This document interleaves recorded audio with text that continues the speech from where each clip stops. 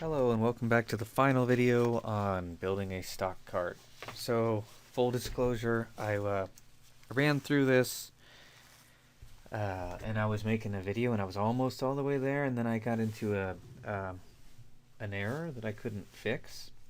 And then so I just tossed that video and decided I needed to do the whole thing over again. But so I had to delete what I wrote. And I'm right in the middle. Normally I do like a page and a page and a page, and it's easy enough to reset that page. I think I'm where I was. I even watched my previous video as much as I can tolerate that to try and figure this out. But if it doesn't fit together, sorry, I didn't try to do that. All right, so what we're going to do is we are going to process our update quantities and deal with our totals row in this video. Last one. It's not going to be too long. All right, so here's where I think we're at. I think so. Here's that form. Push that up. And so we are passing the quantity. We also need to pass the symbol, because I need to know what the quantity is that you're passing to it, but I also need to know what the ID is. All right, so if you don't have this stuff here, I just went and watched my previous video. It looks like I went over that. So I set the value to the val. I think that's about where I left off. So now I'm making a hidden input, and its name is going to be sim, and its value is going to be the key, actually. So you either get that or you don't. The key was the ticker symbol, and the val was an array of those things that we were storing, like the company name and the price and the quantity. But the key was actually the symbol name. And so I'm passing that because I need to know not only how many you want, but also what it is that we're talking about. So that should work. And so what I'm going to do now, well, so this is where things went off the rail in my previous example. I did this, and then I write all this code around processing it, but it's not, like, these forms, as of this second, right now, don't have that hidden field, which we can't see in the first place. So if I refresh it, now they do. That was kind of an important step. That's the one I didn't do last time.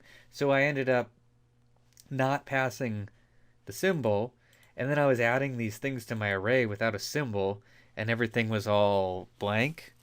And then I was getting all these weird warnings because a bunch of my indices didn't exist. That was my problem. All right, so just, if you need to write, if I didn't put things together quite right, well then, have a look at that. Now it's time to go process this form. All right, so cart's initialized here, session start here. This is more stuff I had to get rid of. But what I'm going to do here is an isSet. And that isSet is going to be based on whether the form was submitted or not. So that's isSet $_get. It's called cart. Oh no, totally wrong thing here. Not that at all. It's quantity. You just get used to writing the same things. When you've written as many as I have this week, they'll kind of blend together. So I'm going to see if there's a quantity. That implies that the form was submitted, and if there is, then I'm going to create a variable and store that quan, because it's easier to write $_get. I just don't like writing $_get quan. I know I just did it, but I don't like doing it any more than I have to. And then let's get that sim too. If there's a quan, I think we can assume that there's a sim, and we don't need to pass anything else. So now what we need to do is talk about the three cases of updating your quantities. One is an invalid input, right? You can't get negative of something, you can't get W of something, you can't get fractional things, although maybe you can, I don't know, but I'm not going to let you do it. So that's bad input. And then there is, I'm just updating my quantity, so that could be adding or subtracting. And then the other case is there's 0 of something, which means you're removing it from your cart.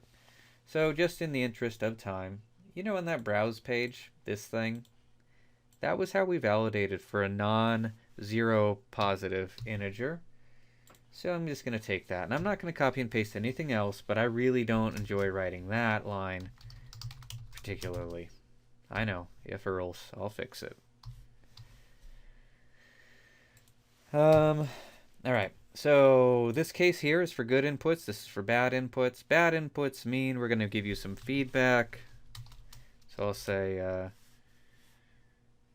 must enter a positive integer. It's really the same exact case as in the previous, as in on the by page. So you should recognize that. And then I'm going to have scope issues with this, so I'm going to move this outside of the is set. So I'm just going to define it out here, even though I don't give it a value. So it's either going to be empty or it's going to be set to that. And where's the appropriate place to spit that out? I'm going to say it's right above that table. So I'll say echo, and let's say these are H2s. I mean, they are whatever you want them to be, but I'm going to do H2s, and then I'll put an out there. So if you do a bad input, you're going to get feedback, and it's going to go right there. I guess every time you write a case that produces output, you might as well test it. So let's go a couple letters. Let's enter a positive integer. Good. That's a good thing. All right, so this goes one of two ways. It's either 0 or it's not. So this bucket right here, trust me, it's not going to allow zeros. This is going to be just an update. So we'll say $_ session, and we just want to update the quantity, the right quantity here. So our cart is called cart, and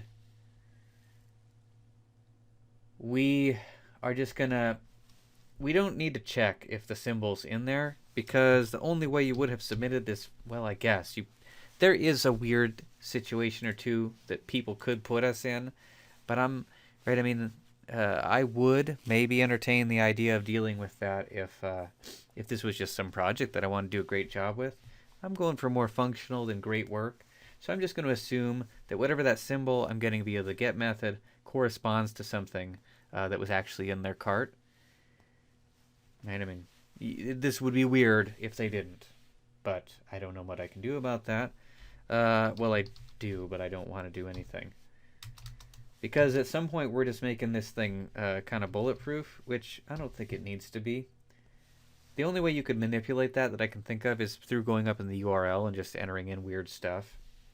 There's probably some other legitimately weird situations which could happen, but I'm not entertaining them. So in that cart, the thing with the corresponding symbol, go ahead and update that quantity to quantity. Now let's give that a test. And I sure hope this works. Let's go 6 here. And that's what I wanted. Yeah, quite simply, I made it this far in the last video, but because of the not refresh thing, my first time through, I set the index was nothing, and then all this other stuff was empty, and it was a disaster, so we're already good. Now, turns out here, we need an else if as well. You see why I just shoved that in there? That seemed like probably something you can't do, but I actually do that all the time. Because I just generally, you've seen I just go if, and I just stuff an else on the end of it just to get the structure right. Well, you can just pop an else if right in front of it, and that works too. So we'll say if that quan is equal to 0, then we want to do something special. We want to do what's called so unset is a function you can call, and this will remove an index from an array. So $_ session, cart is the name of our cart, and the thing that we want to unset is the thing in position sim, right? So this means my quantity is 0, and rather than display quantity 0, let's just get it out of there. And I think that should work. Well, I guess it'll work. So let's get rid of Apple. I don't need that. Update, and hopefully, so we could just set that quant to 0, but that's not really the way people like to do things generally, so you notice it's gone. It's not a row in my table. So we're pretty much done, but we need a grand total row, and we also need to be able to address the situation when there's nothing in your cart. So those are kind of related. I think of it as being this table here may or may not have rows in it. Depending on whether it has rows in it or not, that's what determines whether we are going to do a grand total or your cart's empty. And you know, there's questions like, what about this heading here? I mean, do we want to display the heading and then say your cart is empty? I probably am going to do that. I mean, you might think that that's a weird thing to do, and I wouldn't argue with you. I think that is a weird thing to do. But so we're indiscriminately doing the table top and the heading row. So outside of this for each loop seems like a good place to do either add some items or here's your grand total. So that to me sounds like an if. More specifically, an if else. So I will say if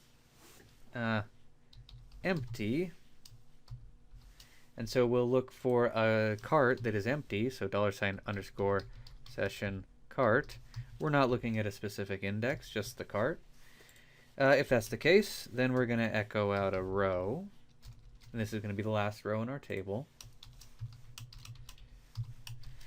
And I'm going to say it's only going to have one TD in it, which is super weird because all other ones have 4 TDs. And if you want to deal with that, what you want to do is the call span. This means I want this TD to span X columns. And in this case, it's 4. And I'll say, so this is the empty. So I'll say, no items in cart. Something like that, right? I don't know. That seems fitting. Now, I'm not a huge fan of copying and pasting, but this is a time to copy and paste because, you know, it's going to be one row spanning 4 columns or another. And, you know, instead of no items, I'll say grand total. And that's a variable called grand that I worked with up here, but I just haven't used until now. And so let's see how this goes. So if I reload this, I get a grand total, and you might not like the formatting. Again, I'm not too interested in that. I could do a format currency. I'm sure there's some function. There always is. Yeah, I say always. I guess there couldn't be, but I would be surprised if there's not. Or you could write your own function to do that. So let's make sure. Let's start getting rid of everything and see how this goes. All right, we're down to one thing. Oh, this thing? I think I cheated. I think this is something that you didn't see me do. I started print R-ing that array. Let me show you where that is just before we're done here. That is right here. I added that because you remember when I said I did this, a run, and then I had to toss it because I couldn't get it working. And then I realized later that it actually was working, but whatever. I had to put that in there because the only way I was ever going to realize why my cart wasn't being built right is by displaying it. So I was putting that there. So that's where that is. I'll leave it for the second, but I just wanted to show you that. And then let's get rid of this, and hopefully we get something constructive, like no items in cart, empty array. Now that empty array, of course, I understand why you would want to do that. But you definitely don't want to have that in your production version of this product. All right, so do get rid of that, and now we're all clean. You can go browse stock. I don't know any more symbols than I did earlier today. 101 of these. Go ahead and buy that. You know, I should get rid of that too. That is my browse page. Where the heck is that? I don't know where that is. I mean, it's some print R somewhere. Oh, there it is. I'll just delete that one altogether. I don't know. And then so I'm just cleaning up. Right? So now it seems to work. Let's go view portfolio. Reset portfolio. View portfolio. And I have no reason to think that anything's not working the way it should. So thanks for watching. That was a long one. Right? It was long because we were building a complex cart in that we had to store more than just the ID and the quantity, like name and price.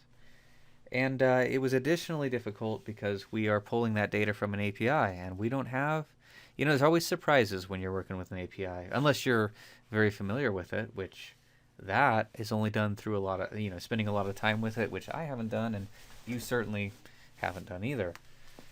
So the API made this difficult, but I wanted to give you one more project where you messed around with an API. And so at this point, I think you have a pretty reasonable understanding of what it's going to look like if you want to start working with APIs.